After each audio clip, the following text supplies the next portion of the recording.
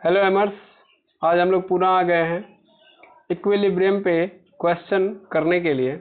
इससे पहले हम लोगों ने बात कर लिया था कि इक्विलिब्रियम पे बेस्ड कैसे क्वेश्चन हम लोग करेंगे, क्या क्या तरीके रहेंगे हमारे पास जिनके थ्रू हम लोग क्वेश्चंस को सॉल्व करेंगे। तो ये सब बातें करने के बाद हम लोगों ने एक अच्छा खासा तगड़ा सा एक क्वेश्चन भी सॉल्व किया था पिछले वीडियो के अंदर, जहाँ पे हम लोगों ने जितना भी कॉन्सेप्ट था वो सब यूज कर लिया था।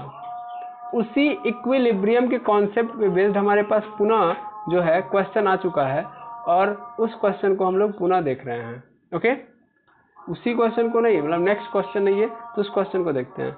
सबसे पहले हमारे पास क्वेश्चन ये लिखा है कि एक ब्लॉक है, यहाँ पे आप देख पा रहे होगे एक ब्लॉक है और इसका जो मास है यहाँ पे आप दिख रहा होगा आपको, यहाँ पे मैं बता रहा हूँ कि 10 किलोग्राम इसका मास है और ये जो है सस्पेंडेड है। सस्पेंडेड मतलब सिंपल बंधा हुआ है दो स्ट्रिंग से। दो स्ट्रिंग का मतलब दो अलग अलग स्ट्रिंग है, ठीक है।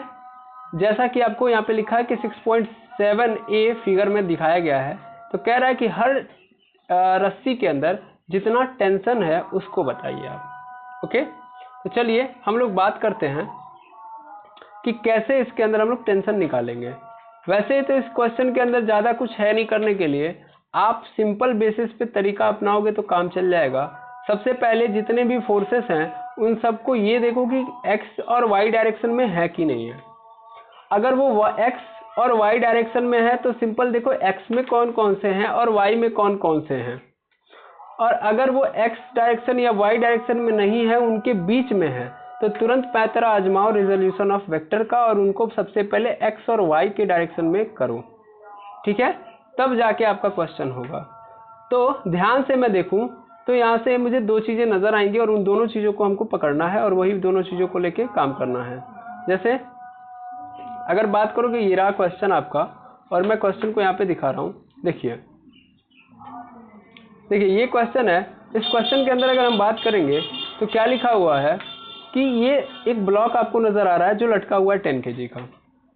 अब ये 10 kg का ब्लॉक किस डायरेक्शन में रखा हुआ है या किस डायरेक्शन में लटका हुआ है? तो सिंपली सर वाई डायरेक्शन में। कैसे पता? तो हम लोगों ने ये देखा है कि अगर ऐसे रहेगा, लाइन सीधा खड़ा रहेगा तो वाई डायरेक्शन, एक सेकेंड रुकेंगे, एक्चुअल में मैं इसको यहाँ पे बना लेता हूँ ताकि ज़्यादा बेटर रहेगा। इसको पता नहीं क्या दिक्कत है, ये आ गया है आज। चलिए कोई बात नहीं, हमको कोई दिक्कत नहीं है।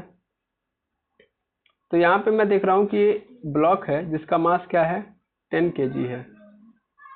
ये 10 kg का ब्लॉक है, इसको मैं ऐसे हटा देता हूँ, केवल 10 लिख देता हूँ, आप समझदार हो।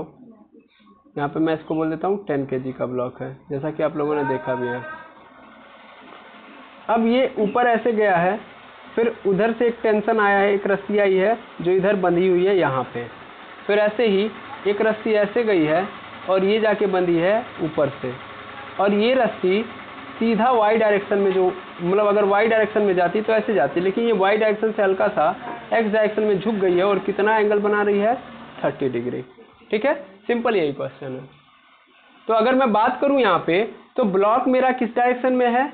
ब्लॉक मेरा एक्स डायरेक्शन में, सॉरी वाई डायरेक्शन में लटका हुआ है। मैं फिर से बता दूं, यहाँ पे देखो ये अगर खड़ा है तो वाई डायरेक्शन और ऐसे मीडियम में है तो एक्स डायरेक्शन। अगर इस तरीके से फोर्सेस है तब तो दिक्कत नहीं है, अगर नहीं है तो उनको रिजोल्यूशन के कंडीशन में डालो। यहाँ पे ये भी बता दिया गया है कि एक रस्सी आपकी ये है, इसके अंदर टेंशन T1 है, और एक रस्सी ये है, इसका टेंशन क्या है, T2 है। तो ध्यान से बस बेसिक कॉन्सेप्ट आपको लगाना है और क्वेश्चन आपका सॉल्व। क्या कंडीशन लगाइए? सबसे पहला, ये ब्लॉक आपका वाई डायरेक्शन में है, T1 आपका एक्स डायरेक्शन में, ध्यान से देखेंगे, लेकिन ये जो T2 है ना ये एक्स में है ना ही वाई में है, तो इसका मतलब T2 को हमको क्या निकालना पड़ेगा, रिजोल्यूशन ऑफ वेक्टर। तो चलिए T2 का हम रिजोल्यूशन ऑफ वेक्टर निकालते हैं। तो T2 का रिजोल्यूशन ऑफ वेक्टर इस एक्सिस के अबाउट निकलेगा, तो इसके दो वेक्टर होंगे, एक हॉरिजॉन्टल और एक वर्टिकल। तो हॉरिजॉन्टल कौन सा होगा, ये वाला आपका क्या हो जाएगा, हॉरिजॉन्टल, और ये वाला क्या हो जाएगा आपका वर्टिकल। होगा कि नहीं होगा? अब जो T2 है वो वर्टिकल वाले के साथ क्या बना रहा है, 30 डिग्री बना रहा है। इसका मतलब ये वाला जो कंपोनेंट होगा इसका, ये वाला जो कंपोनेंट होगा, एक सेकंड रुकेंगे, स्टैंड थोड़ा सा लूज हो गया है। ओके, तो जो ये वाला वर्टिकल वाला पोर्शन है मैं कलर चेंज करके बताता हूँ कि यहाँ पे देखोगे ये वाला जो पोर्शन है, ये वाला पोर्शन यानी जो वर्टिकल कंपोनेंट है T2 का, वो उसी के साथ जो T2 है बना रहा है 30 डिग्री का एंगल। तो इसका मतलब ये वर्टिकल कंपोनेंट मेरा हो जाएगा T2 cos 30, क्योंकि जिसके साथ एंगल उसके साथ कॉस। ठीक है, बिल्कुल। अच्छा, इसके साथ साथ ये मेरा इसके साथ मतलब हॉरिजॉन्टल कंपोनेंट देखोगे तो उसके साथ थीटा एंगल नहीं बन रहा है। इसका मतलब इधर क्या हो जाएगा मेरा T2 sin 30 हो गया, T2 sin 30। तो इसका मतलब अब T2 मेरा क्या हो गया, टूट गया एक्स और वाई डायरेक्शन के अंदर, टूट गया। अब ध्यान से देखोगे तो आपको एक चीज नजर आएगी, चूंकि ये ब्लॉक कहीं पे जा आ नहीं रहा है, इसका मतलब ये इक्विलिब्रियम का ही केस है और हम इक्विलिब्रियम के केस को ही सॉल्व कर रहे हैं। इसका मतलब ये 10 kg का ब्लॉक जो नीचे की ओर लटका हुआ है, इस 10 kg के ब्लॉक को ऊपर की ओर लटका के कौन रखा हुआ है, ऊपर की ओर खींच के कौन रखा है, T2 cos 30। देख पा रहे होगे आप, क्योंकि वाई डायरेक्शन के ऊपर दो फोर्सेस लग रही हैं। एक तो ये 10 kg का मास है, इसको धरती मैया खींच रही होंगी ग्रेविटेशनल फोर्स से, लेकिन ये नीचे नहीं जा रहा है क्योंकि ऊपर की ओर कौन सा फोर्स नजर आ रहा है लगाते हुए, T2 cos 30। उसी तरीके से ब्लॉक न T1 में जा रहा है ना ही इधर T2 sin 30 के रिस्पेक्ट में जा रहा है, क्योंकि T2 sin 30 जितना इधर की ओर खींच रहा है उतना ही T1 इसको इधर की ओर खींच रहा है। तो ब्लॉक इसी पोजीशन पे रह जा रहा है ना।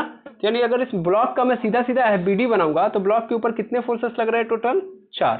ब्लॉक के ऊपर टोटल कितने फोर्सेस लगेंगे, 4। उन चारों फोर्सेस को देख लेते हैं हम लोग। देखिएगा, ये रहा मेरा ब्लॉक, ये ब्लॉक है। इस ब्लॉक पे नीचे की ओर चूंकि 10 kg का है तो इसलिए इस पे क्या लगेगा, धरती मैया फोर्स लगाएंगी mg। मैं एक काम करता हूँ, कैमरा थोड़ा सा बंद कर देता हूँ, थोड़ा सा फास्ट काम करेगा ये, ठीक है, mg। और इस डायरेक्शन में आपका क्या लगा हुआ है, इस डायरेक्शन में आपका लगा हुआ है T2 sin 30, ठीक है। इस डायरेक्शन में आप देखोगे तो क्या लगा हुआ है, इस डायरेक्शन में आपका लगा हुआ है T1, और ऊपर की ओर क्या लगा हुआ है, तो ऊपर की ओर लगा हुआ है T2 cos 30। सीधा सीधा मतलब नजर आ रहा है कि नहीं आ रहा है, बिल्कुल, हाँ या ना।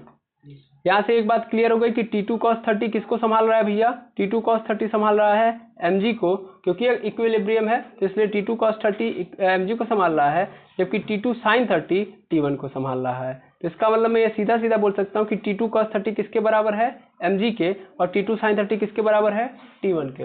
मैं ज़्यादा दिमाग नहीं लगाऊंगा कि वाई डायरेक्शन के अंदर टोटल फोर्सेस 0 होंगी और एक्स डायरेक्शन के अंदर टोटल फोर्सेस 0 होंगी। सीधा अर्थ नजर आ रहा है कि जब ब्लॉक इधर जा रहा है ना इधर जा रहा है, ना ही इस डायरेक्शन में जा रहा है ना ही इस डायरेक्शन में जा रहा है, इसका मतलब ये फोर्स इसको बराबर की ओर, मतलब जितना ये इधर की ओर लगा रही है उतना ये इधर की ओर लगा रही है। Simple case.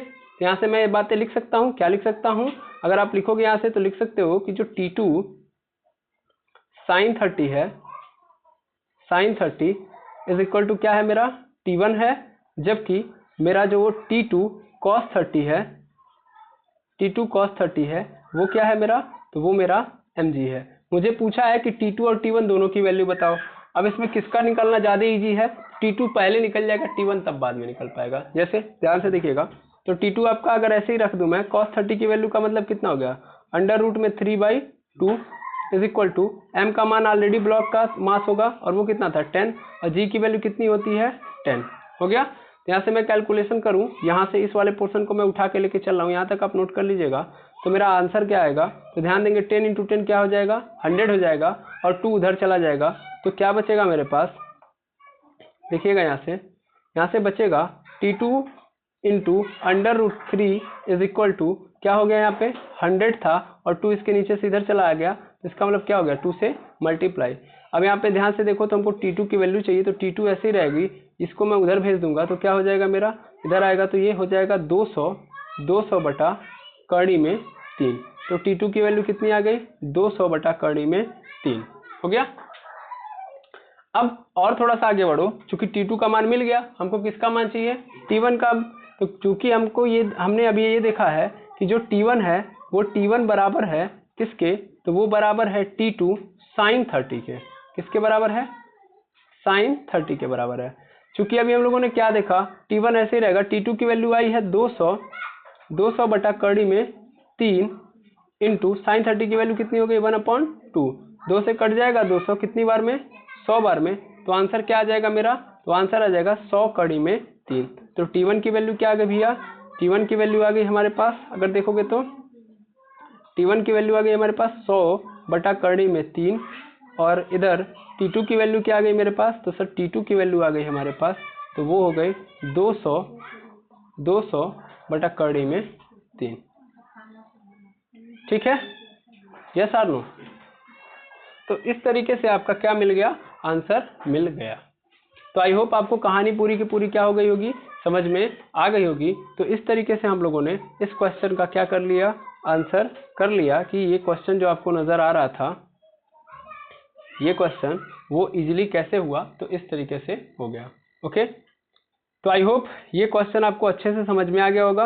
अब इसके आगे भी क्वेश्चन है, जैसे कि हमारे पास एक दूसरा क्वेश्चन है, ये आप इसको देखेंगे और इसको आप स्वयं करने का प्रयास करेंगे। ओके, तो इस क्वेश्चन को आप करेंगे उसी तरीके से, आप यहाँ पे ध्यान देंगे ये वाला क्वेश्चन, ये देखेंगे। तो इस क्वेश्चन को भी आप लोग स्वयं करेंगे, स्वयं करने का प्रयास करेंगे। इसमें भी क्या करना है आपको, रिजोल्यूशन ऑफ वेक्टर और एफबीडी बनाना है, बस सिंपली, और कुछ भी नहीं कर रहा है। ओके, तो इन क्वेश्चंस को आप करके लेके आइएगा। बाकी क्वेश्चन के लिए हम मिलते हैं नेक्स्ट वीडियो में। Thank you very much एमर्स।